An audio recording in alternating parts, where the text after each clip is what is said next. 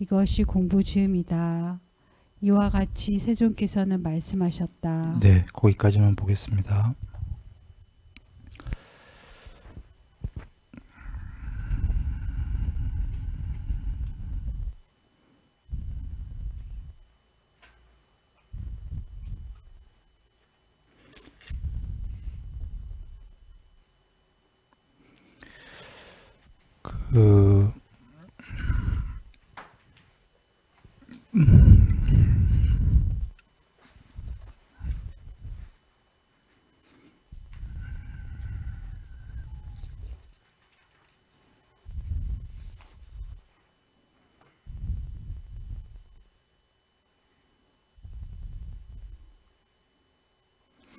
그 다섯 가지 장애는 감각적 욕망, 성냄, 해태와 혼침, 들뜸과 후회, 회의적 의심 아시죠?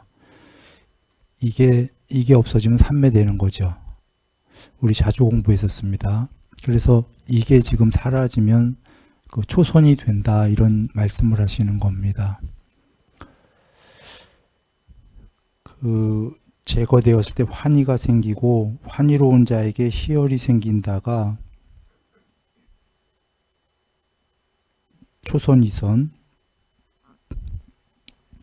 희열을 느끼는 자의 몸은 경안하다, 행복하다, 삼선, 삼매에 든다, 사선 이렇게인데요. 이건 통론이고요. 앞에 다섯 가지 장애가 나왔기 때문에 이런 식으로 계속 삼매에 든다 이렇게 통론적으로 말씀이 계시고 그 중에 여기서는 이제 초선이 나옵니다. 이어서 초선 나오고 그 뒷장 가면 이제 아직 읽지 않은 부분에 이선 나오고 이제 계속 나오는 건데요. 초선이 들었을 때에 먼저 봅니다. 정형구지요. 오직 감각적 욕망들을 떨쳐버리고 해로운 법들을 떨쳐버린 뒤 일으킨 생각과 지속적 관찰이 있고 떨쳐버렸음에 생긴 희열과 행복이 있는 초선에 들어 머문다. 여기서 우리가 아는 건데 오직 이 말씀을 보시면 오직 감각적 욕망을 떨쳐버리고 해로운 법들을 떨쳐버린 뒤 떨쳤을 때 초선이 된다고요. 오직 또는 그 뒤에까지 일으킨 생각과 지속적 관찰이 있고 오직 그때만 초선이 된다 이런 의미로 보시면 되는데요. 여기에 오직이 다른 방법은 안 된다라는 얘기입니다. 초선은 이게 무슨 말이냐면 뭐 어떨 때는 세상의 별하별 그 현학적인 얘기들이 다 있습니다. 불만스러울 때 불만을 만족해라. 그대로 즐겨라. 그러면 행복하다. 뭐 이런 공부도 있고 그게 일시적으로는 그럴 수 있을 겁니다. 자기가 처한 모든 거를 만족은 해야 돼요. 경에도 계셔요. 그러나 또 다르게는 경에는 괴로움을 조건으로 괴로움을 접촉하면서 행복할 자는 없다예요. 이렇게 얘기해 볼까요? 번뇌도 즐겨라. 말은 근사합니다. 그런데 그렇게 하려고 그러면 그 순간에는 어쩌면은 갑자기 일시적으로 행복해질 수도 있습니다. 번뇌를 받아들였다 뭐 이렇게 갖고. 그러나 경에 괴로움은 수용해도 괴로움이다. 부처님이 그러셨습니다. 지속적으로 행복할 수는 없다라는 거예요. 괴로울 뿐이지. 돌아옵니다. 여하한 방법으로 일시적일 수는 있지만 희열에 드는 초선에 드는 오직 방법은 그런 현학적인 게 아니라 오직 감각적 욕망을 떨쳐버리고 마음속에서 해로운 요소들을 떨쳤을 때만 오직입니다.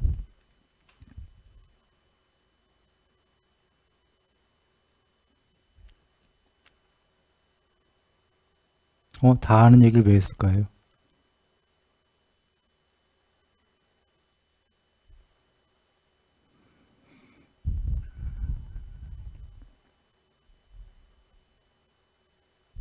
그냥 그렇게 하고 넘어가겠습니다.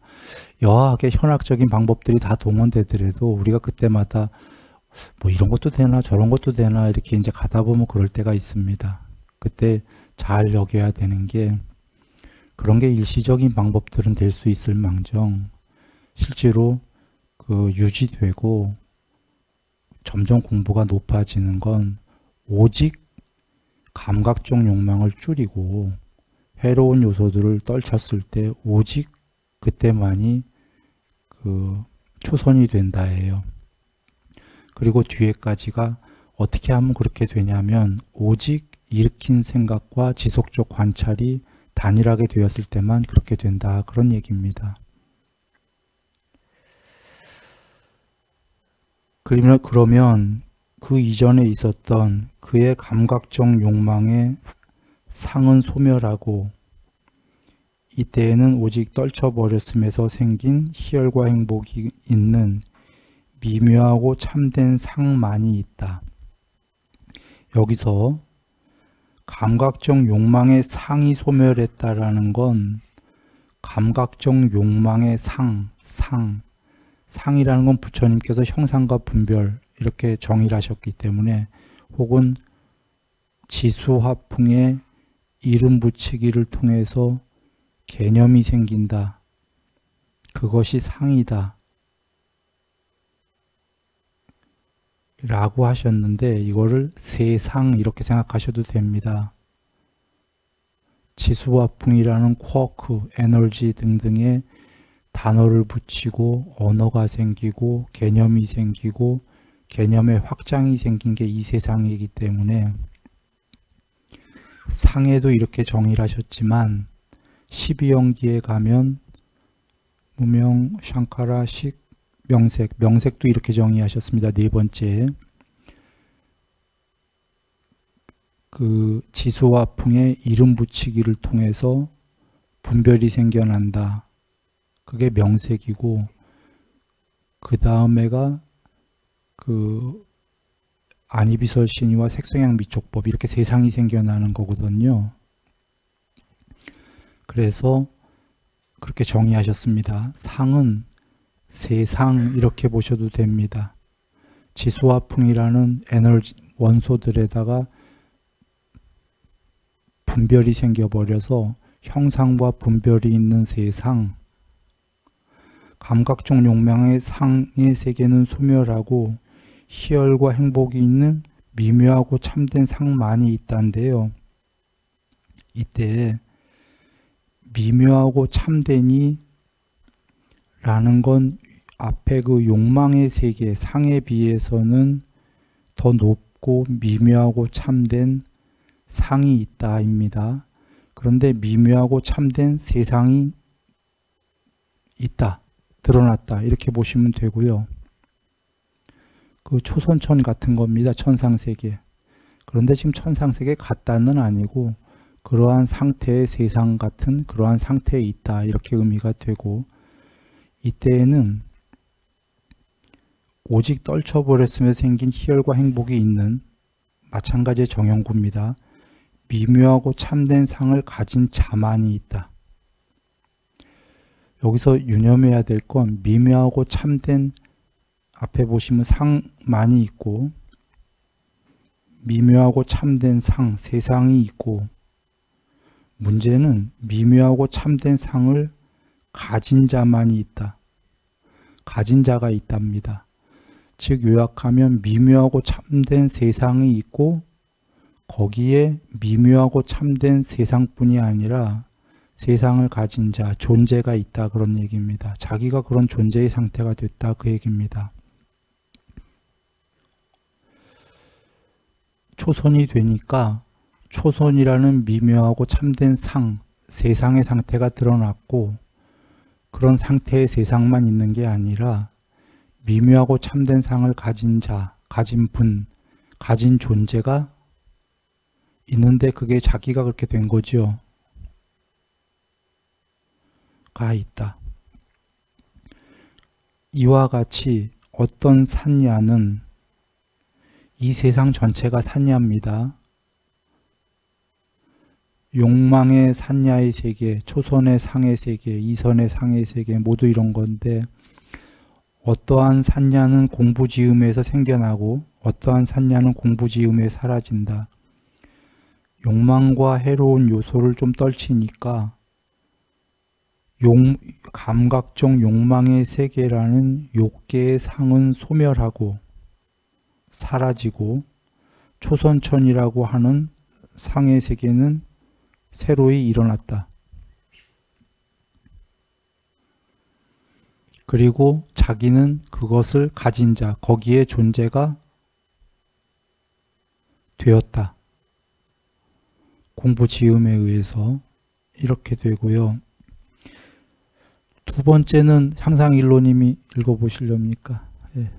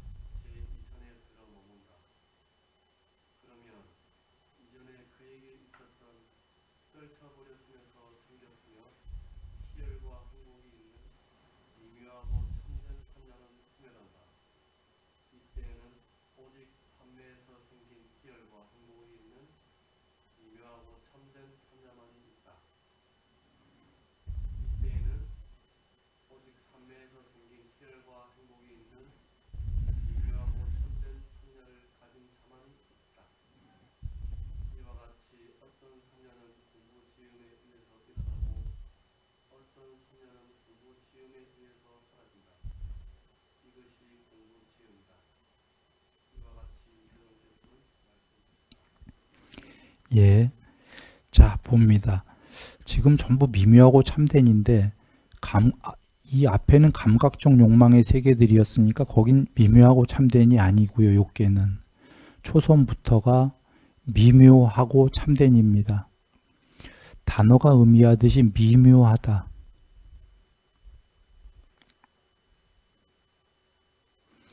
그리고 참되다. 좋은 단어죠. 그런데 상이다. 더 높은 공부를 지으면 소멸할 상이다. 그 상이란 단어는 별로 안 좋은 단어죠. 좋은 단어와 안 좋은 단어의 조합입니다. 그 이전에 국민학교에 비해서는 중학교가 미묘하고 참되지만 여전히 고등학교에 비해서는 공부를 더 지으면 사라질 상이다. 중학교가. 이런 의미가 됩니다. 여기 이선의 정형구가 나왔는데 이선의 정형구는 넘어갑니다. 전에 많이 했었고 이것을 하고자 하면 이것만 시간이 1시간입니다. 이선의 정형구는 넘어가고요. 그 이선이 되었을 때에 이제 이전에 그에게 있었던 떨쳐버렸음에서 생긴 희열과 행복이 있는 미묘하고 참된 산야는 소멸한다. 이게 뭐지요? 초선. 초선의 상 세계는 소멸한다. 그리고 이때에는 오직 이선이라는 삼매에서 생긴 희열과 행복이 있는 미묘하고 참된 산야만이 있다. 이선이라는 세상만이 있고 이때 이선이라는 미묘하고 참된 상을 가진 자만이 있다. 이선이라는 세상도 있고 이선의 존재도 자기가 되었다. 이렇게입니다.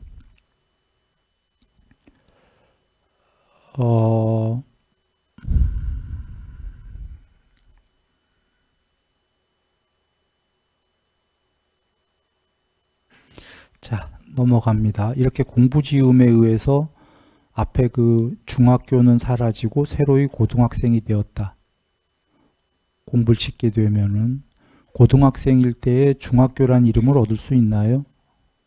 과거에 중학생이었지만 지금은 중학생이 아니죠. 지금은 오직 고등학생일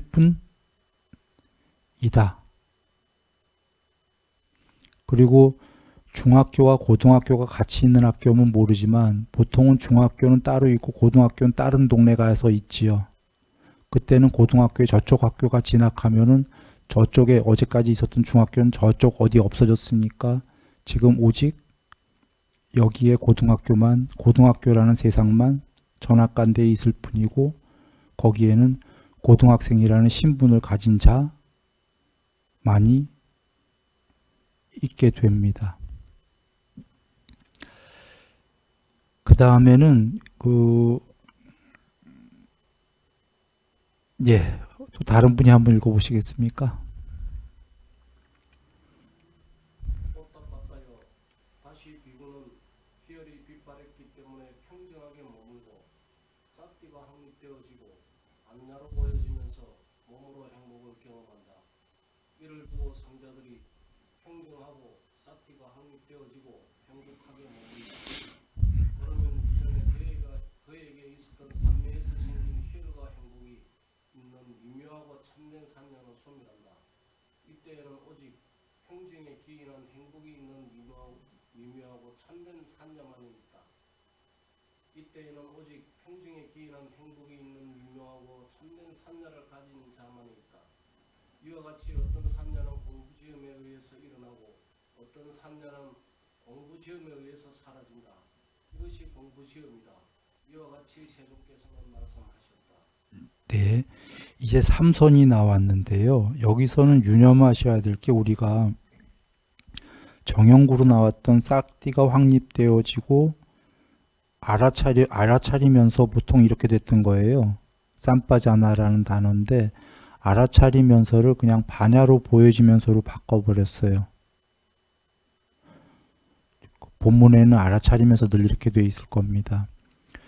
그렇게 바꾼 이유는 이제 맨 뒤에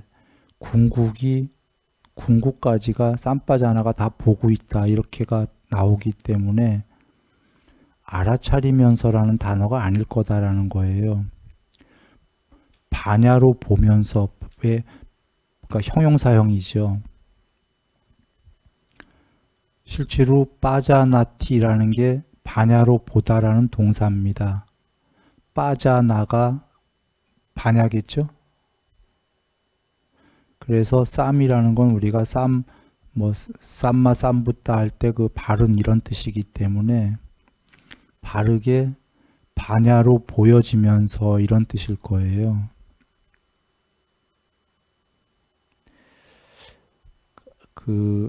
그리고 알아차린다라는 건 쌍유따니까야에도 계시지만 아는 것은 전부 궁극이 아니다 이랬죠. 아는 것은 아는 것의 대상이 있다. 그건 다 식으로 아는 거다 이렇게 계시기 때문에 자 일단 그렇게 하면서 좀 넘어갑니다.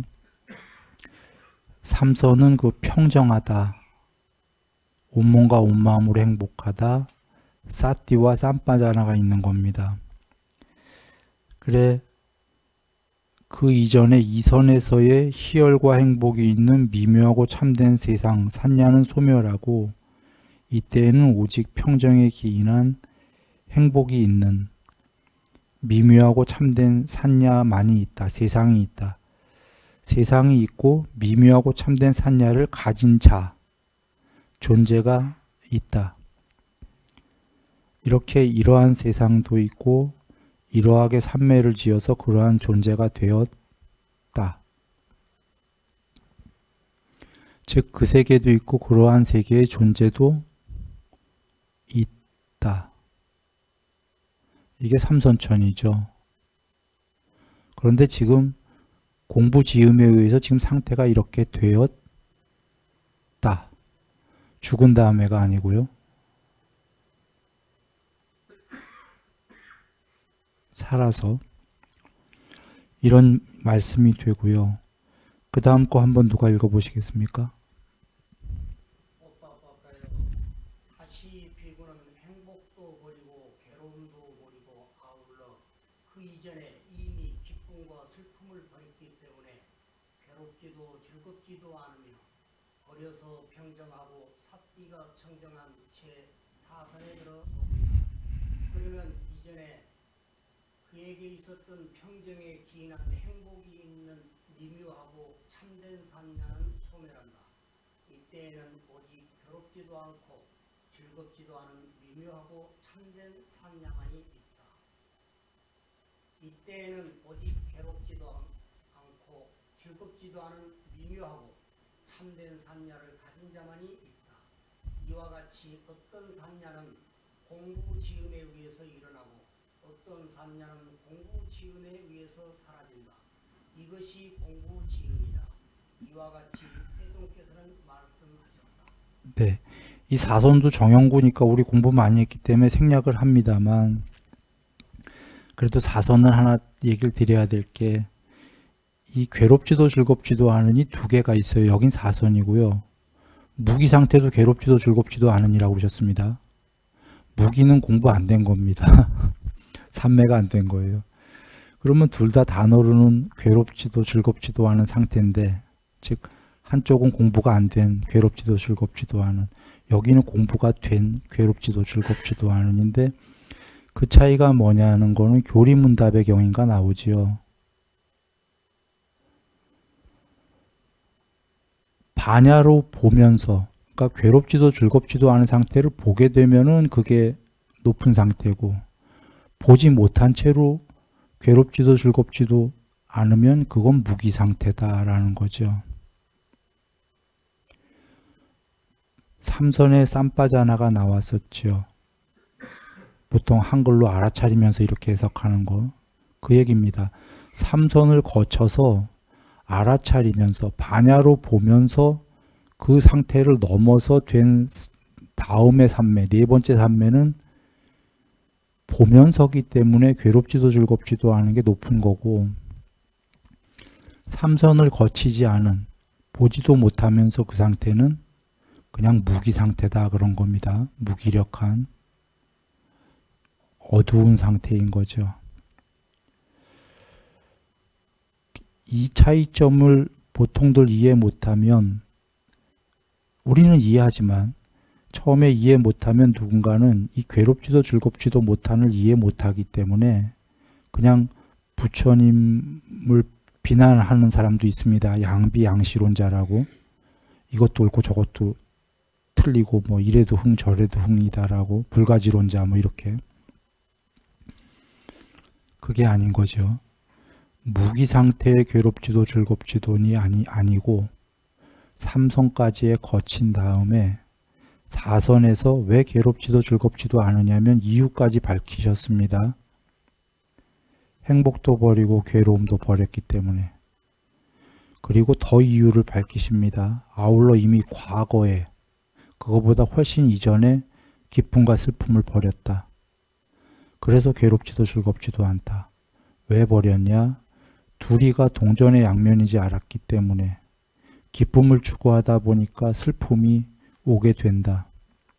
삼선을 거쳤기 때문에 삼선의 행복마저 버리면 단멸이나 무기가 아니라 더 고요하고 더 평정하고 더 적정해서 더 지복이요 치고의 상태로 들어가기 때문에, 그러기 위해서 삼선의 행복도 버렸다이죠.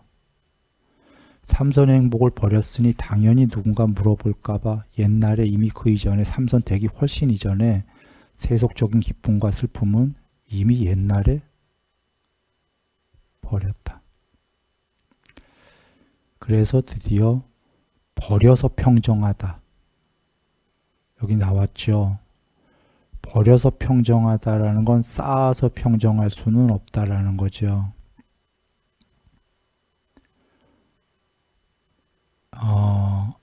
버려서 평정하다라는 건 색깔을 지워서 평정하다 이렇게 여겨도 됩니다. 전에 하얀 도화지 위에 그 욕망이라는 단어가 빨리어로 컬러링이라고 돼 있었죠. 색칠하기, 덧칠하기. 하얀 도화지 위에 빽빽하게 색을 칠하면 도화지 보여요? 안 보여요? 본성이 안 보이죠. 색깔만 보인단 말이에요. 그러니 본성의 도화지가 드러나려면 유일한 방법은, 오직 방법은 뭔가요? 색깔을 벗겨내는 거죠.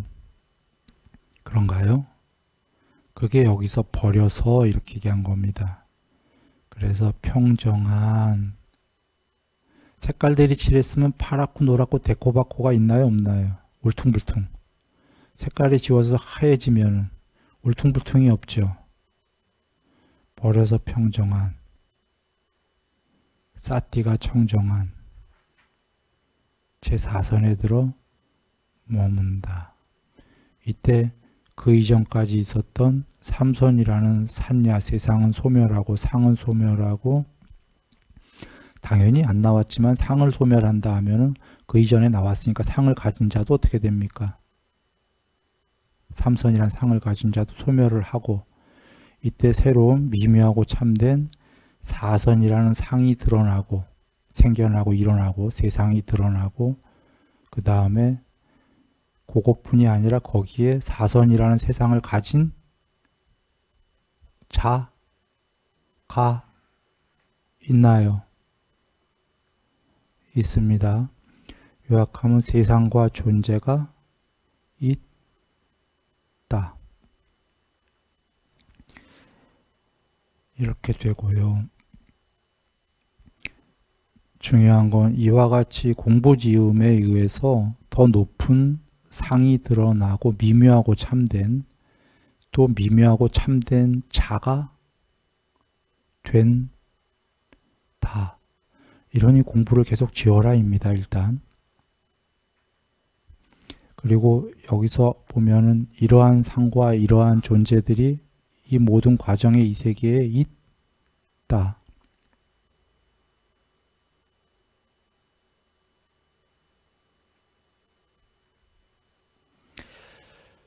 그 다음에 요건 또 다른 분이 한번 읽어보시겠습니까? 오늘 한번 돌아가면서 읽어보시죠. 답답하여 다시 비구는 물질에 대한 산야를 완전히 초월하고 부딪힘의 산야를 소멸하고 갖가지 산야를 마음에 잡돌이하지 않기 때문에 무한한 허공이라고 하면서 공무변체를 부족하여 머문다. 그러면 이전에 그에게 있었던 물질에 대한 산야는 소멸한다. 이때에는 오직 공무변체의 미묘하고 참된 산야만이 있다. 이때에는 오직 공무변체의 미묘하고 참된 산야를 가진 자만이 있다. 이와 같이 어떤 산야는 공부지음에 의해서 일어나고 어떤 산야는 공부지음에 의해서 사라진다. 이것이 공부지음이다. 네. 이와 같이 세종께서는 말씀하셨다. 네. 여기서는 조금 현학적인 얘기를 할 수밖에 없겠습니다. 그 오선의 정영구는 얘기를 안 드리겠습니다. 다 전에 했었습니다. 여기서 근데 한 가지를 살펴볼 거는, 오선은 물질에 대한 산야는 소멸한다 이렇게 나왔나요? 문제가 이 물질이 빨리어가 루빠입니다. 지금 칠판에 글씨 써지나요? 루빠고 부처님께서 정의하셨습니다. 물질이란 지, 수, 화, 풍과 또는 거기서 파생된 거다. 정의하셨습니까? 그래서 물질로 이루어진 세계는 루피노라고 합니다. 지금 공무변처는 물질의 상, 세계가 사라졌다라고 지금 써있나요? 빨간 줄 쭉 끈데 산야는 소멸했어요. 그런데 이때에는 오직 공무변체의 미묘하고 참된 산야만이 있어요. 그러면 이 문장을 이어서 하게 되면 물질의 상은 소멸했지만 공무변체의 상은 있어요. 그런가요? 문제는 상을 쌍윗다니까에 앞서서 얘기했다시피 정의하시기를 루빠에 지수화풍에 이름 붙이고 언어가 생기고 개념이 생기고 개념의 확장이 생긴 게 산야다라고 정의하셨어요.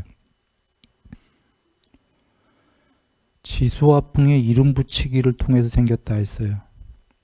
근데 지금 앞에 지수화풍에 룻바가 소멸했어요? 안 했어요? 그런데 공무변처에 또 룻바가 생겼어. 산야가. 산야를 정의하시긴 지수화풍인데. 즉 그러면 이를 어떻게 봐야 됩니까? 룻바가 소멸인데 룻바가 또 있어. 물론 공무변처에 룻바라고 하셨어요. 이거 일단 결론부터 얘기하죠. 아룻비노, 아룻바. 한글로 한다면 아까는 룻바는 물질이고요. 아룻바는 비물질입니다. 비물질은 1번 뜻, 물질의 반대말. 2번 뜻, 비물질도 물질이다. 존재 비존재로 얘기해 보겠습니다. 비존재는 존재의 1번 뜻, 반대말. 비존재. 2번 뜻, 비존재도 존재다. 비존재로서의 존재다. 이렇게 이해하시면 되겠습니다. 아룻바, 비물질도 물질이다. 비물질로서의 물질이다. 이렇게 우리 그리고 늘 이런 그림들 했었죠. 칠판 보시면 이렇게 해서 A, 안 A 그런가요?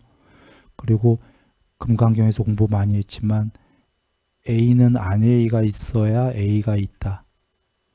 반대가 있을 때 1번 뜻은 그때는 A와 안 A는 반대죠. 짧은 놈은 짧지 않은 놈, 긴 놈이 있어야 비로소 이걸 짧다고 얘기할 수 있다. 반대말인데 두 번째 뜻은 A 이꼬로 안 A다.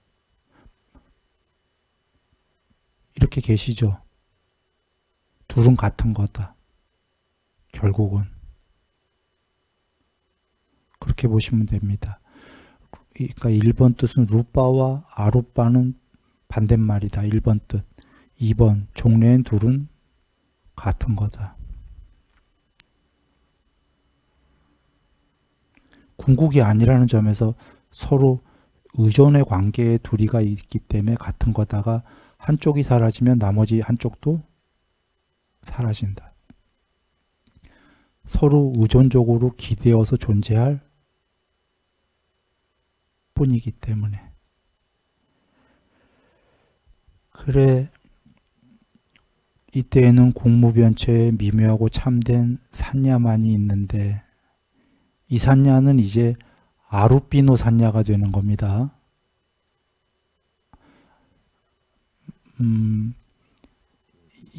이때도 공무변처라는 참된 상이 있고 그때 미묘하고 참된 상을 가진 자가 있다.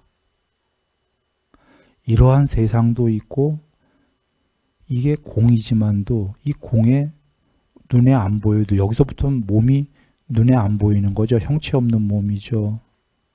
그런데도 존재가 있다. 이게 당연한 게 다른 경에서 뭐라고 하셨냐면 이 무색계는 존재들이 형체가 없는 순수 의식을 가진 동료들이 있는 세계. 부처님이 정의하신 겁니다. 경전에. 형체 없는 순수 의식을 가진, 여기서 끝났다면 얘기가 다른데 이어서 나옵니다. 동료들이 있는 세계. 그렇죠? 그래서 이거를 어떻게 이해해야 되냐면 여기 그림 그릴 장이 있나요? 자재 상자? 뒤에 하나 있나요? 그러면 그림 한번 그리고 여기다 그려볼까요? 동그라미 나왔죠. 이건 동그라미 안쪽도 있고 바깥쪽 세상도 있는데 편의상 바깥 세상은 없다라고 정의하고 해보겠습니다. 그냥 동그라미가 전체 세상이다. 말은 안 되지만 일단 설명하기 위해서 그냥 이렇게 얘기하고 합니다. 동그라미가 전체 세상일 뿐이다라면 그 안에 또 다른 동그라미들이 이렇게 있는 거죠. 형체 없는. 말은 동그라미로 그렸지만 형체가 없는. 그리고 이게 순수의식인 거죠. 순수의식인데 순수의 의식 A, 순수의식 B, 이렇게 다른 존재들인 겁니다. 동료들. 우리는 잘 이해가 안 갈 수도 있지만 순수의식이 부분적 순수의식이에요. 저 A, B, C, D가. 그 이 큰 원 전체가 된 게 아니라 그 안에 부분적인 순수의식이라는 거죠. 그러니까 단어는 순수의식이지만 사실은 100% 청정공이 아닌 겁니다.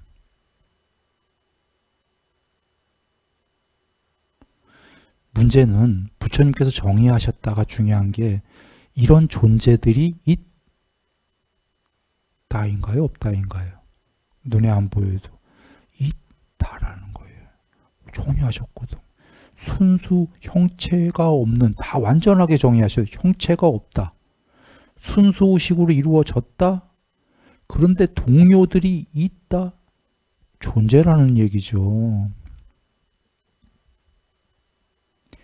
비존재로 이루어진, 우리가 보기에 비존재인 듯한 존재다.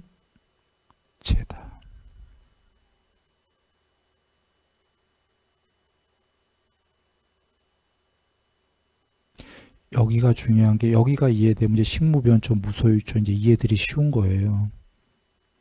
이게 아무것도 없는 거다 이렇게 이해를 못하게 되면 여기서 막히게 되는 거죠. 이게 아무것도 없다 여기게 되면 이제 단멸처럼 여기게 되는 거예요. 본래 아무것도 없었다, 무하다라는 게 이렇게가 되는 겁니다. 그거 잘못된 거예요. 결론부터 얘기하면. 지금 여기서부터 이해가 된다면 이게 본래 아무것도 없는 건가요? 공성이죠. 공성인데도 뭐가 있어요, 지금?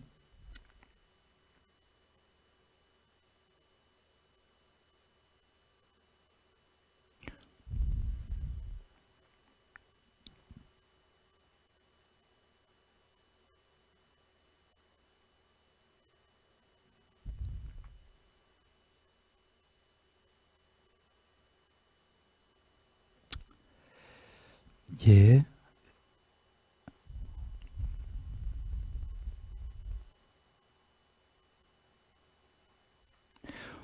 그 어제 불교신문을 보다 보니까 불교신문에 그런 문장이 있어서 드린 얘기인데, 본래 아무것도 없었기 때문에 개체들이 무화가 된다라는 건 단멸이 아니다, 이런 문장이 있길래 드린 얘기인데요. 현학적이죠. 법망경에 단멸은 없다라고 부처님이 얘기하셨잖아요. 그거를 단멸을 없다를 궁극에 뭐가 있다가 아니라 궁극에 아무것도 없다 이렇게 얘기하는 분이 계시더라고요. 아무것도 없는데 본래 아무것도 없었기 때문에 존재가 다 사라지는 건 단멸이 아니고 본래 없었던 상태로 돌아간 거다. 어쩌면 문장이 일정 부분 맞을지 몰라도 그 안의 뜻은 아무것도 없다를 강조하려고 하는 거거든요. 본래 아무것도 없다.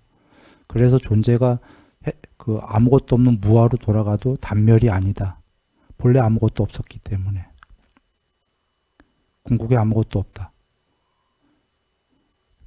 근데 법망경에 단멸은 없다 했으니까 존재가 사라지면 단멸 아니냐 할까봐 본래 아무것도 없었기 때문에 없는 거로 돌아갔으니까 단멸은 아니다. 좀 현학적인 문장이에요.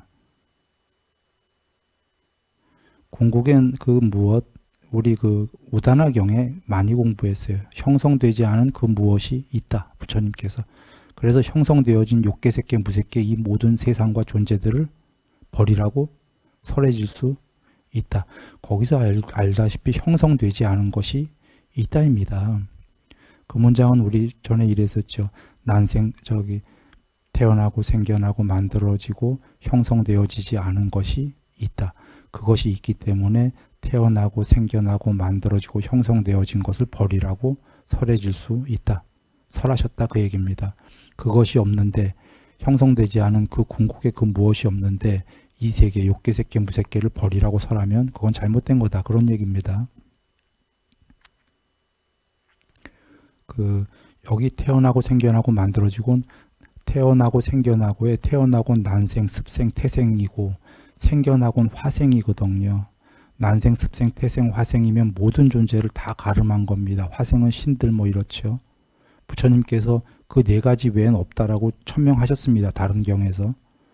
그래서 태어나고 생겨나고 하면 난생, 습생, 태생, 화생 다 나왔고 만들어지고는 복제인간, 뭐 인조인간 등등 후대에 만들어진 이것까지 다 포섭하셨고 그렇게 해서 통째로 형성되어진 것들이 욕계, 색계, 무색계의 존재다 하셨고 근데 그것이 아닌 것이 있다 하셨고 이 모든 걸 초월한 그것이 있기 때문에 욕계, 색계, 무색계의 이 모든 존재 난생, 습생, 태생, 화생 만들어진 것들 형성되어진 것들을 버리라고 설했다 그러신 거예요. 아뜨만과 아나뜨만을 무아라고들 해석하지만 비한데 여하간 아뜨만과 아나뜨만을 모두 초월해라. 그 모두 무시켜버려라. 그랬을 때에 그 무엇이 궁극이 있다. 그 궁극은 존재와 비존재의 양상으로 형태로는 설명할 수가 없다. 왜? 아무것도 없기 때문이 아니라 비존재도 초월을 해버렸기 때문에 존재와 비존재가 아니기 때문에 설명할 수 없기 때문에 이죠. 그러나 그것에 대해서 집착을 하게 되면 그렇게 해탈을 할 수가 없을 또한 것이긴 합니다만 집착이기 때문에 그러나 그 무엇이 없다는 이야기는 아닌 거죠. 자, 돌아옵니다.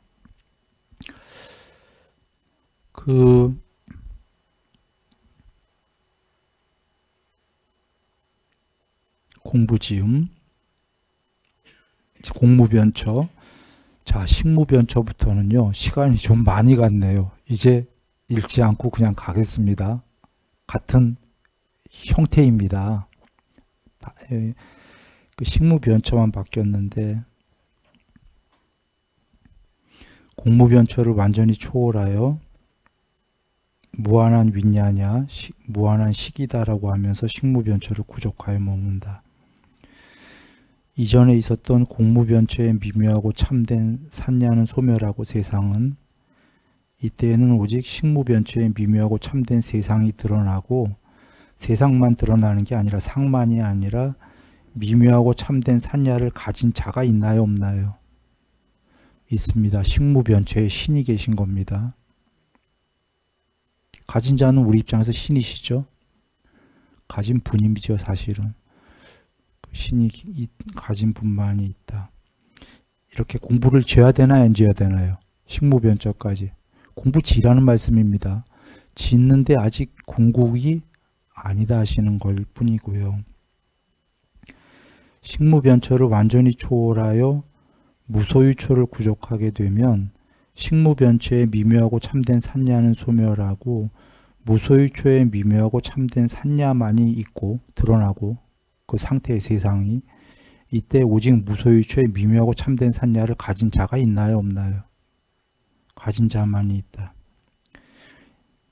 문제는 무소유초는 공무변처에 비해서 공만 해도 공이었는데 무소유초는 더 형체 없겠습니까? 더 형체 없죠. 더 형체 없어요? 더 아무것도 없어. 근데 존재가 지금 있다고 그러셨어요? 안 그러셨어요? 가진 자가? 이 다예요. 그러면 더 형체 없는 걸 여러분 공무변처에 비해서 어떻게 이해하시겠습니까? 뒤에 그 다음 거에서부터 이제 그 답을 찾으시면 되겠습니다. 도대체 더 형체 없는 그 존재라는 게 뭘까? 아까 공무변처에 비해서 말입니다. 여기 더 형체 없다는 얘기는 안 나왔지만 무소유초가 공무변처에서 더 아무것도 없는 거니까 더 형체 없겠죠. 그리고 이제 보시면 비구는 이제 이렇게가 되고 여기서 고유한 상을 가진 자가 되는데 라는 문장을 보시면 여기서가 주석에 거기 보면 무소유처다 이렇게 돼 있는데 이게 무소유처일까요? 앞에 무소유처. 그래서 여긴 비상비비상처가 안 나온 경이다. 드물게 이렇게 나왔는데 결론부터 얘기하면 비상비비상처입니다. 그 단어가 안 나왔지만 이유는 앞에까지는 전부 미묘하고 참된이었어요. 무소유초까지가 미묘하고 참된 산야가 세상이 드러났고 미묘하고 참된 산야를 가진 자, 존재가 있는 따였어요. 무소유초까지. 앞에 그렇게 돼 있나요? 실판에? 근데 여기선 지금 다른 단어가 나왔어요. 미묘하고 참된 산야를 가진 자가 아니라 고유한 상을 가진 자. 이렇게 돼 있나요? 갑자기 다른 게 나왔으니까 무소유초가 아니겠죠. 처음으로 다른 단어가 나왔으니까 싹가산야라고 나왔어요. 그래서 어제 그 자제 스님이 이걸 찾아봤는데요. 그 싹가가 여기 고유한이란 뜻은 한글이 없고요. 그 사전에 뭐라고 있냐면 자신, 동일 뭐 이런 단어가 나왔어요. 유일이란 뜻입니다. 그러니까 자신의 상을 가진 자예요.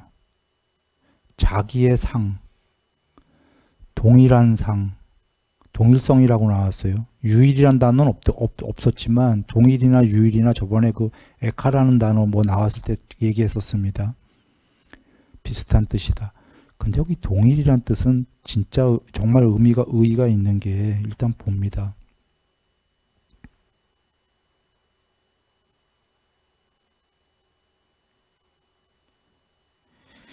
여기 보시면 두 개가 앞이랑 달랐어요. 두 가지가. 하나는 지금 설명했어요. 미묘하고 참된 상을 가진 자가 아니라 고유한 상을 가진 자라고. 고유보다는 사실은 동일한 상을 가진 자, 유일한 상을 가진 자, 자기의 상을 가진 자, 자신의 상을 가진 자라는 뜻인데 이게 미묘하고 참된이랑은 틀리죠. 또 하나는 뭐가 틀립니까?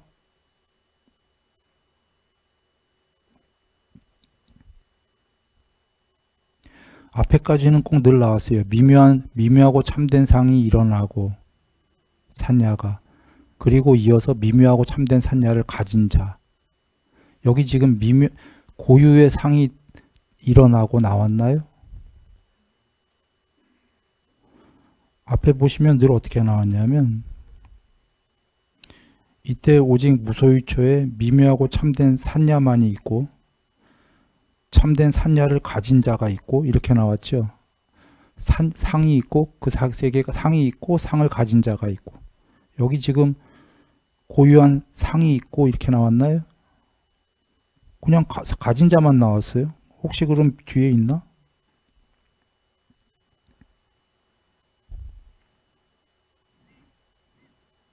여기도 지금 구경에 편지하는 건 나오지만 상이 나오진 않죠. 왜 그랬을까요? 여기선 일단 비상비비상처라고 얘기 드렸습니다. 상을 가진 자가 상과 동일하기 때문입니다.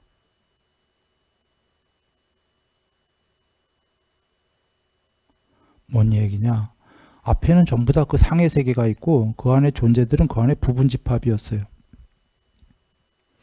아까 공무변처 그림에서 이렇게 세상이 있다면 그 안에 순수의식의 동료들이 있다라는 건 나와 너가 있으면 그들 개개인의 존재들이 전체 세계에 비해서 부분입니까?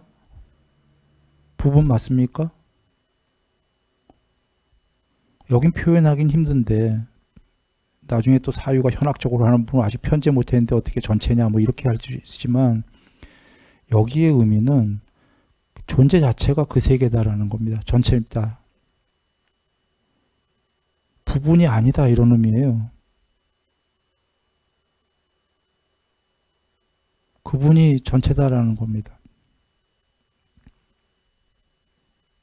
그래서 사카가 아까 단어가 동일성이 있었던 거예요. 세계와 자신이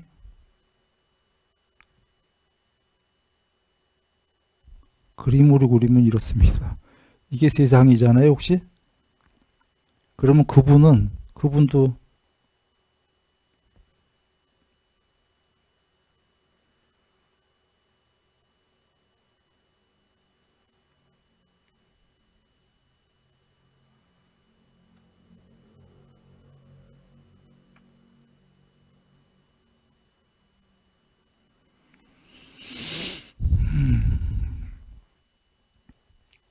그때 그는이 나왔습니다. 그는이 누구죠? 앞에 거랑 나왔습니다. 앞에 얘. 싹과 산야를 가진 분. 자기의 상을 가진 분, 유일한 상을 가진 분, 혹은 동일성의 그 상을 가진 분. 그는 그 경지로부터 다시 다른 경지로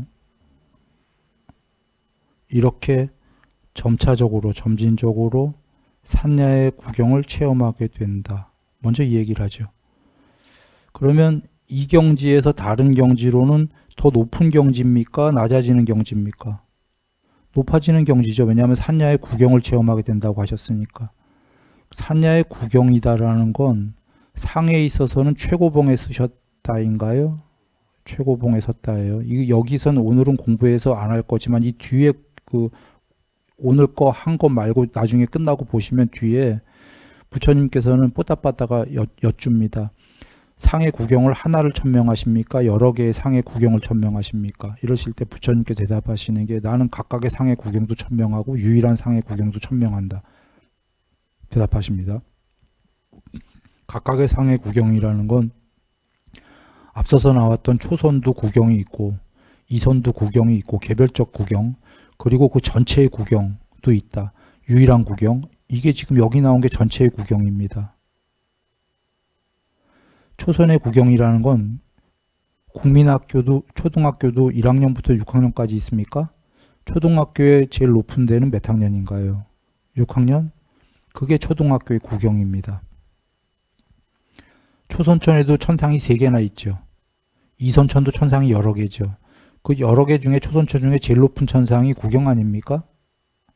초선도 뭐 5% 될 수 있고 30% 될 수 있고 100% 결정할 수 있고 삼매를 이게 구경이죠. 자 돌아옵니다. 여기서 그 뒤에 나오는 유일한 구경도 천명한다라는 말씀이 여기에 이게 유일한 구경입니다. 제일 높은 구경이다 이겁니다. 앞에 그 초선 이선은 다 여기에 부분 집합입니다. 그래서 그 경지로부터 다시 정리합니다. 그 경지로부터 다시 다른 경지로 이렇게 점차적으로 또는 점진적으로 산야의 구경을 체험하게 된다 내지는 증득하게 된답니다. 그가 결론부터 얘기하면 그 다음에 산야의 구경에 서 있을 때 이런 생각이 든다. 내가 의도하는 것은 나쁘다. 내가 의도하지 않는 것이 더 좋다. 12연기의 두 번째인 그 미세 샹카라입니다. 무명 다음에 그 샹카라, 의도. 그 샹카라라고 나오는 문장입니다. 내가 형성하는 것은 나쁘다. 내가 형성하지 않는 것이 더 좋다. 만일 내가 형성하고 계속적으로 형성해 나가면 여기 의도하고 계속적으로 형성해 나가면이라는 게 한글로는 다르게 되어 있지만 빨리어는 둘 다 그냥 샹카라 하고 샹카라 하면 이렇게 되어 있습니다. 내가 형성하고 계속적으로 형성해 나가면 이런 나의 산야는 소멸하고 다른 거친 산야가 생겨날 것이다. 공부가 다시 떨어질 것이다. 의도하면. 거꾸로 그러나 참으로 나는 의도하지 않고 계속해서 의도하지 않으리라 라고 그는 의도하지 않고 계속해서 의도하지 않는다. 그가 의도하지 않고 계속해서 의도하지 않기 때문에 그러한 산야는 이라는 건 구경에까지 이르는 산야는 소멸하고 거친 산야는 당연히 일어나지 않고 소멸을 체험한다라는 건 해탈했다라는 겁니다. 뭐가 소멸했나요?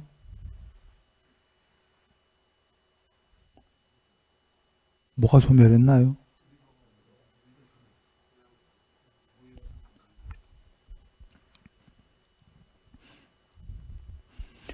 뭐 1번 의도는 소멸했습니다. 그건 작은 뜻입니다. 의도하지 않으라 소멸을 했으니까 이게 지금 중의적인 뜻이 있는 겁니다. 1번 의도도 있습니다. 지금 의도하지 않으라. 의도가 소멸했죠. 당연히. 의도가 소멸하니까 뭐가 된 건가요? 원래 12연계 의도가 소멸한 무명이 소멸하고 해탈이잖아요. 자, 의도가 소멸했다는 건 또 다른 의미로 뭐가 소멸한 걸까요? 존재. 가진 자가 소멸한 겁니다. 앞에 나왔었어요. 고유한 자신의 상을 가진 자만이 있다가 있었나요? 그 가진 자 그분이 나왔었어요. 그 는이야예요. 그 는. 그 분이 극영지로부터 구경회까지 이르렀어요. 구경회까지 이르렀을 때도 그분이 계신가요? 안 계신가요? 구경의 상. 계시잖아요. 구경의 상에도 그분이 계시니까 그분이 의도하지 할까? 의도하지 말까? 라는 분이 계셔요. 우리 입장에선 그분마저도 존재가 아니에요, 사실은. 완전히 형체 없는 거죠, 이제 거의. 그리고 그 자신이 그냥 상의 세계 전체야. 이걸 우리 입장에서는 이분마저도 존재니 비존재니 얘기할 수가 없는 거예요, 사실은. 그런가요? 그러나 지금 이 문장을 보면 그분이 계셔요, 안 계셔요? 그는. 그래서 의도하지 않게 되면은, 물론 작은 뜻은 의도가 소멸했어요. 목적은 누가 소멸한 거예요? 그 분이 소멸했어요.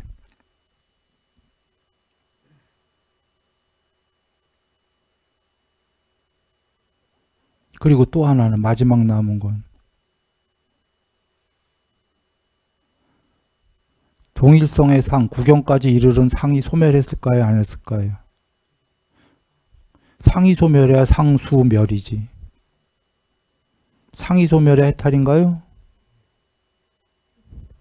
그 얘기죠.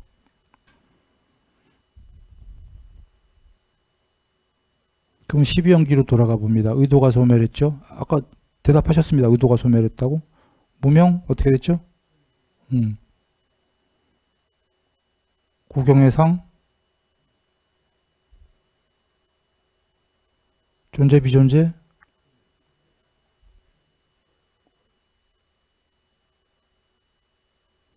이때 뿌따빠따요. 이와 같이 점진적으로 상의 소멸을 쌈빠자나 하는 증득이 있다. 보통 알아차리는 이렇게 한글로 옮긴 거예요. 그렇게 해보더라도 그렇게 일단 해보죠. 이와 같이 점진적으로 점차적으로 상의 소멸이 되는 거를 알아차리는 증득이 있다. 알아차린으로 하더라도 초선이 아까 초선의 욕망의 세계가 소멸했을 때 그 소멸을 알아차리고 있다는 건가요?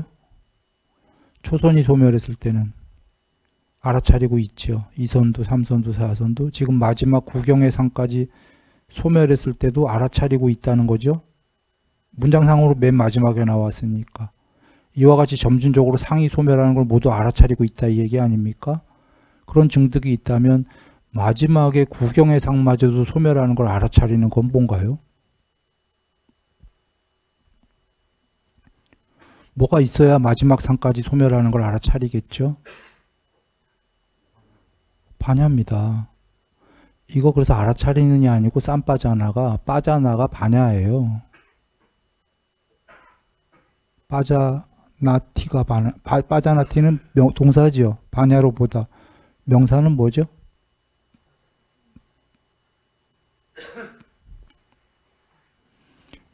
하여튼 쌈빠자나 형용사형인데 즉 이게 반야는 보다 이거죠. 반야의 눈, 보는 눈, 반야는 보는 거 이런 표현 그 다 알고 다 본다 할 때 이게 구경의 상까지를 소멸하는 걸 보고 있는 반야로 보고 있는 증득이 있다 그런 얘기입니다. 상이 구경의 상까지도 소멸하는 걸 보고 있는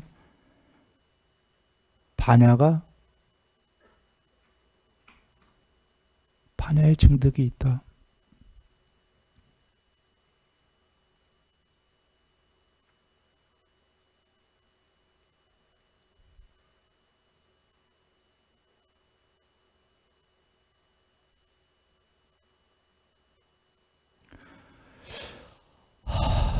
우리 한번 좀 전에 의도가 소멸했다, 세상이 구경의 상이 소멸했다, 존재와 비존재가 소멸했다, 그분이 소멸했다 이렇게 얘기했죠.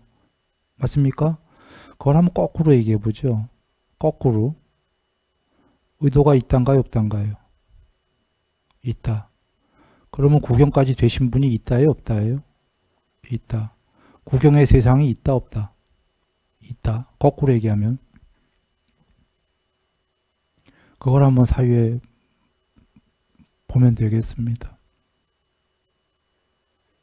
의도가 있는 존재가 구경해 보니 의도가 있는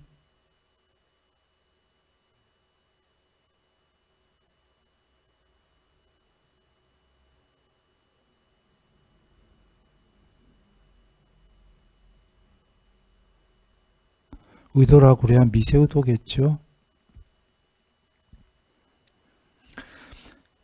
예.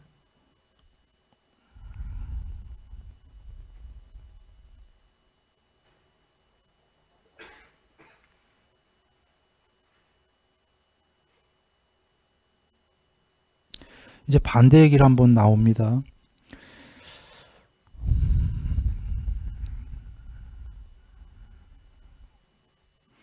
뽀따빠따요. 일단 그 전에 한번 봅니다.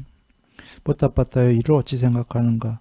그대는 이전에 점진적으로 점차적으로 상해 세계가 하나하나 소멸하는 걸, 상해 세계의 소멸을 쌈빠자나하는 증득에 대해서 들어본 적이 있는가. 여기에 중요한 포인트는 1번은 진짜 중요한 건 쌈빠자나입니다. 2번이 그 다음 중요한 게 차례로 상이 소멸하는 겁니다. 많은 엄청난 의미를 담고 있는 거는 이렇게 작은 것부터 얘기하죠. 이러한 상의 세계가 모두 있다. 공부 지음에 의해서 생겨난다. 있다. 있고 그것도 엄청난데 2번 공부 지음에서 이렇게 상의 세계들이 점진적으로 소멸한다. 이것도 엄청난데 문제는 쌈빠자나가 더 엄청난 게 그 모든 세계가 끝까지 완전히 원리스가 된 다음에 그것까지도 없어지는 걸 보고 있는, 저 보고 있는 건 형체 있겠습니까? 없겠습니까? 보고 있는 거 이전에 구경의 그 상마저도 형체가 있겠습니까? 없겠습니까? 없다예요. 사실은 미세 의도가 있기 때문에 형체에 있다라고 그냥 그분인 거지. 문제는 지금 뽀따빠따에게 한 이 하문하신 거는 엄청난 내용을 포함하고 있는 겁니다. 그대는 이전에 그 어떤 종교에서라도 그걸 모두 지켜보고 있는 쌈빠자나가 있다라는 이런 증득에 대해서 들어본 적이 있는가? 그렇지 않습니다. 세존이 없사옵니다.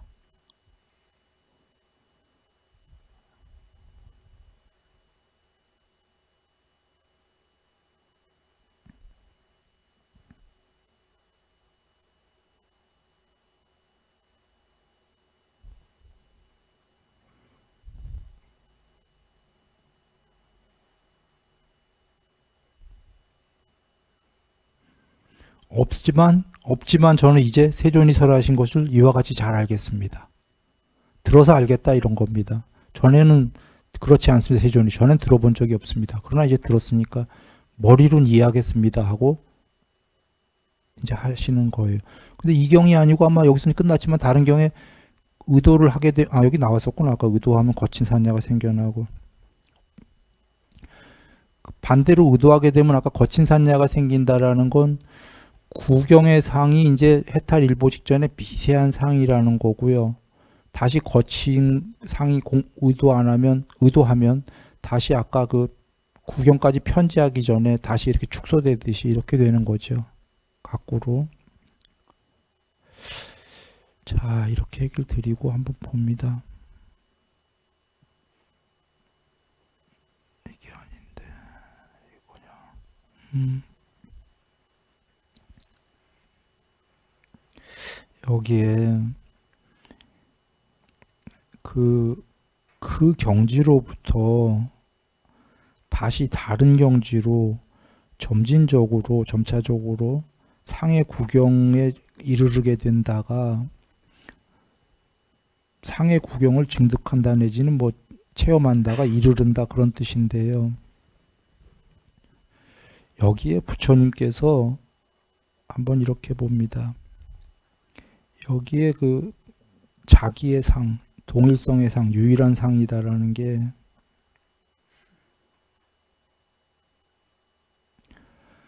사실은 반야의 무더기예요. 반야예요. 이렇게 해보죠.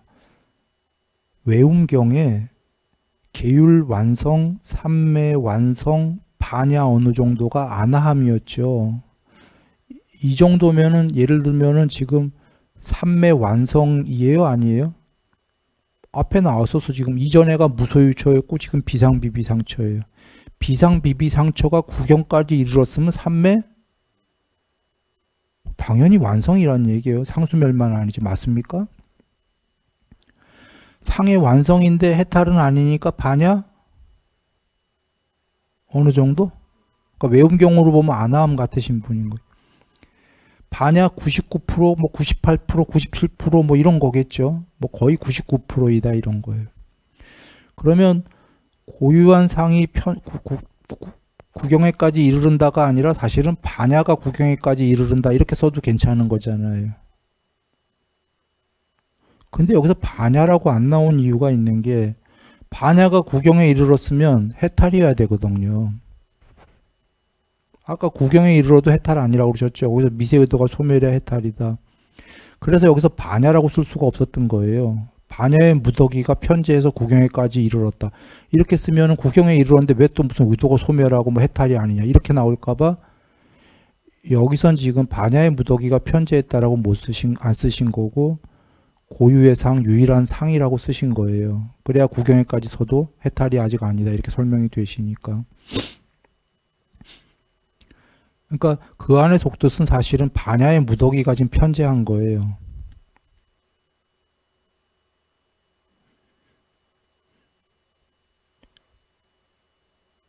이렇게 하나 이해하시고, 그러니까 이게 지금 반야 99% 뭐 이렇게 되신 거예요. 구경에 섰다라는 게. 실제로 아나함께서 왜 해탈이 아니신가요? 그게 10가지 장애로 본다면 색계나 무색계에 대한 정거천에 대한 집착이 있으신 거잖아요. 그게 어떻게 보면 의도로 보면 미세 의도가 계신 거예요. 일단 거기는 체험해 보리다라는. 여하간 돌아옵니다. 여기서 드리려는 건 그 경지로부터 다른 경지로 다시 다른 경지로 산야의 구경에 이르게 된다. 이 대목을 한번 말씀드리려고 그러는데요.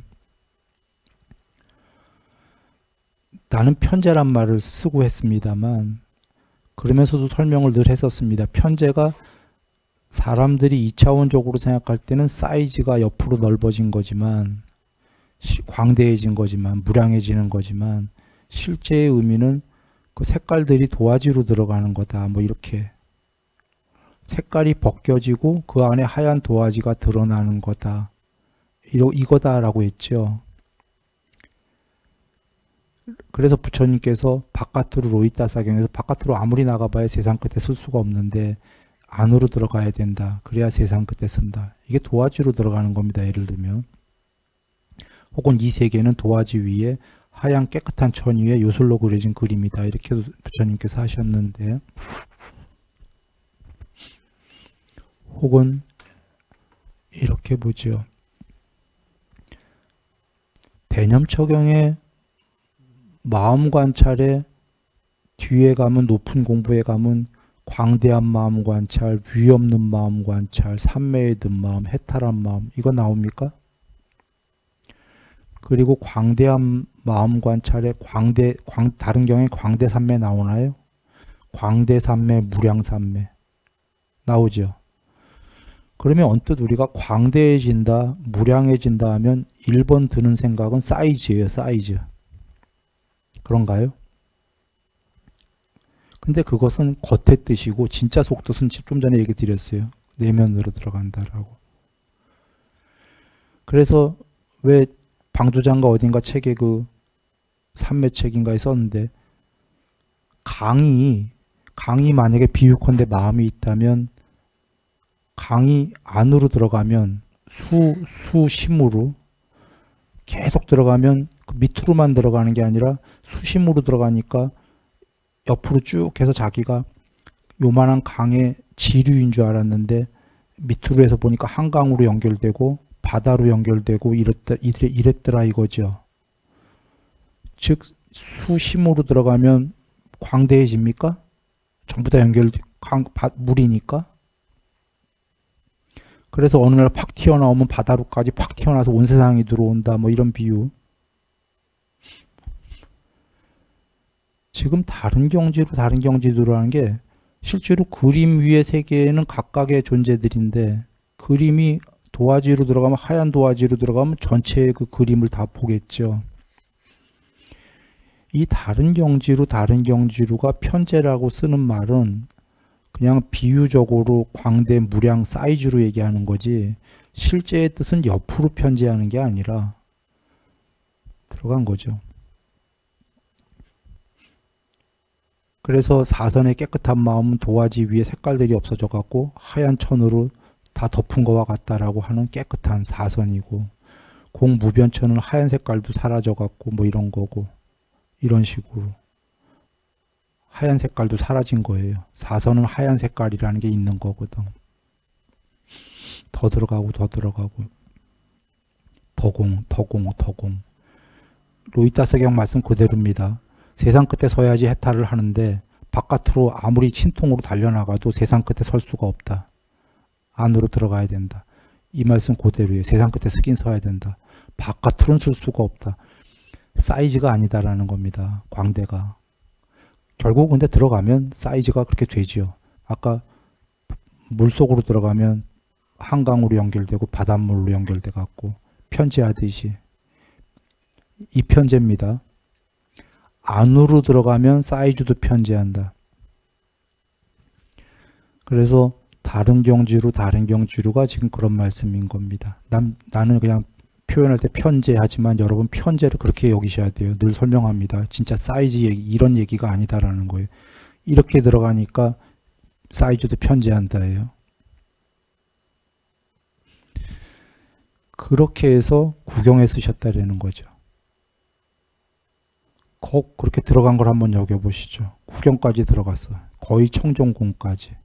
거기서 왜 청정공이 아니냐면 미세의도가 계시고 그분이 세상의 전체인 거죠. 세상 자체가 그분인 거예요. 지금 동일한 거예요. 세상이 따로 있고 그분이 그 세상의 부분자가 아니라. 그럼에도 불구하고 부처님께서는 거기서도 하나 더 있다 그러시면서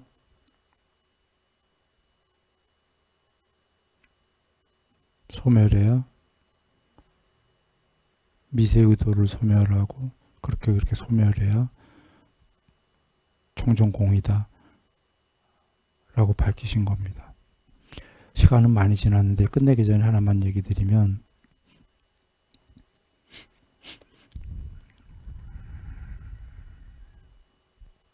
여기 편재다라는 게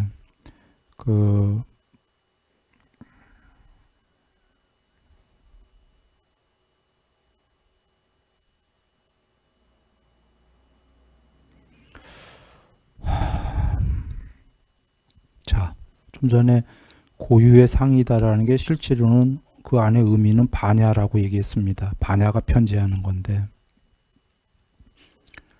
이 정도면 반야 99라고 얘기 드렸죠. 그러면 그 전에 아직 다른 경지로 편재하기 전이란 뭐 반야 97, 96 해갖고 99 뭐 이렇게 이르는 그 과정에 문제는 지금 그 전에도 이미 0000 다 공이었습니까? 공인데 그 편재한다라는 걸 자기가 알까요? 뭔 얘기냐면 결론부터 얘기하죠. 압니다. 문제는 모순 같다라는 게 그 상태에 반야 꿈없는 깊은 잠에 깨어 있을 때,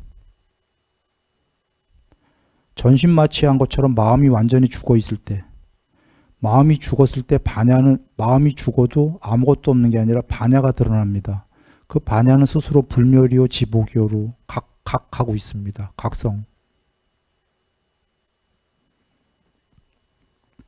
마음이 잠드는 것도 보고 마음이 잠들었을 때 깨어 있고 아침에 마음이 돌아나와 살아나올 때도 보고 있는데 마음이 아닌 그 무엇인데 당연히 마음이 죽었을 때 소멸했을 때 그게 깨어 있으니 거기에 어둠과 빛이 있겠습니까? 없겠습니까?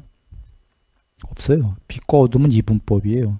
우다나경 말씀 그대로입니다. 거기엔 태양도 달도 별도 없고 빛도 없고 어둠도 없다. 열반이라는 거기에는 열반까지 안 가도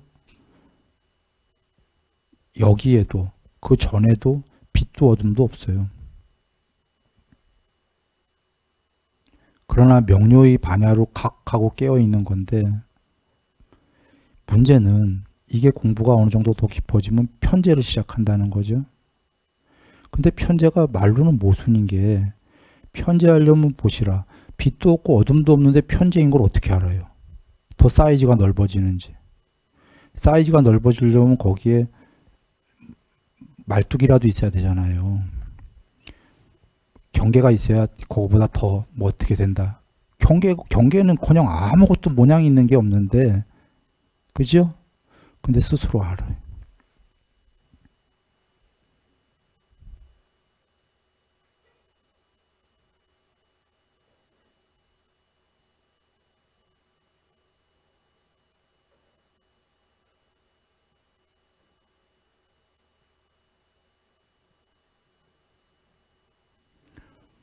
드리려는 얘기는 왜 이 얘기를 드렸냐면요. 이게 사실은 모든 각각의 삼매가요. 그 각각의 삼매가 됐을 때 부처님께서 이렇게 설해 주신 끝까지를 듣지 않은 배우지 못한 사람들은 삼매만 갖고도 열심히 방일하지 않았기 때문에 훌륭하게 된 공부 맞는데 그 공부에서 거의 다 됐다 하고 착각들을 일으킨다 그 얘기입니다. 모든 삼매가. 근데 사실은 궁극이 되신 분이 볼 때는 그건 아직 너무나 먼 얘기일 거잖아요. 그냥 궁극이 된 분이 본다면 걸음마 뛴 거죠 사실은. 그래서 근데 우리처럼 이렇게 끝까지를 다 배운 분은 가다가 잘 체크해야 돼요. 각각의 삼매가. 그래서 부처님이 말씀하신 거에 합당한가. 그리고 더더군다나 무색계 삼매 가게 되면 공무변처이죠. 다 공성이기 때문에 거긴 착각이 더 쉬울까요? 안 쉬울까요? 엄청 더 착각하겠지. 공성이니까 이 공이 그 공이겠지 하는 거죠. 지금 여기 비상비비상만 봐도 고유해상이 편제하는 이 과정만 봐도 어찌 보면 편제하기 전에 이 공이 그 공이겠지 하지 않겠습니까? 근데 이 공과 그 같은 비상비비상 안에서도 이 공과 그 공은 다르거든요.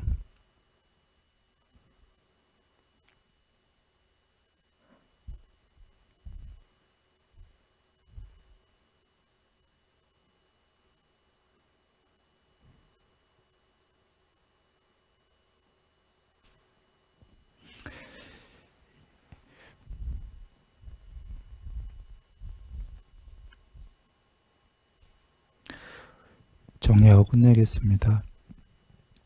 부처님께서 여기에 지금 그 법망경의 말씀까지도 우리가 이해할 수 있는 게 오늘한 공부에 다 들어있는데요. 석가모니 부처님께서 그 당시에 설하신 정법이라는 것은 지금 오늘 다 들어있었습니다. 삼매 얘기 같았지만 그만이 아니라 과정에는 이 세계가 다 있다라는 말씀하셨고 그 모든 세계를 다 밝히셨고 그런데 종래의 마지막은 석가모니 부처님이 오셔서 이 다른 그 당시에 이 우주에 있는 종교와 좀 다른 점 과정에선 같은 말씀을 주셨고 마지막에 해탈이라는 건 기존의 종교와 더 초월적인 걸 하나 주셨죠. 아까 다 얘기했습니다. 구경의 상에서 어떻게 해야 되는지 다 나왔죠. 그래서 다 소멸을 증득했을 때 세 가지 소멸 증득이 있었습니다. 그때 해탈이다라는,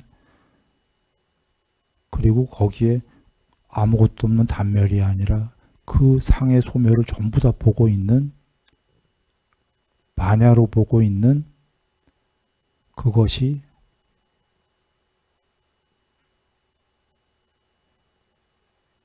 있다라고. 반야 전까지만 해도 뭐였는지 여러분 보셨어요? 동일한 상, 전체의 상을 가진 분이 계시는데,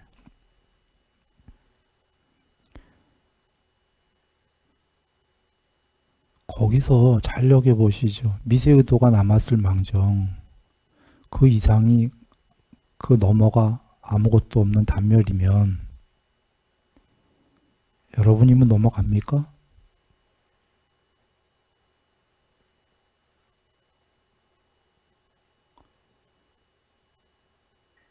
안 넘어갈 것 같아요. 그분께서 거기를 넘어가는 이유는 그 이전에 이미 그 반야가 거기까지가 얼마나 불멸이요 지고스러운지를 스스로 수 없는 세월 동안 알고 계셨겠죠. 그 상태로. 넘어가면 어떻게 된다를 아시기 때문에 넘어가는 거죠.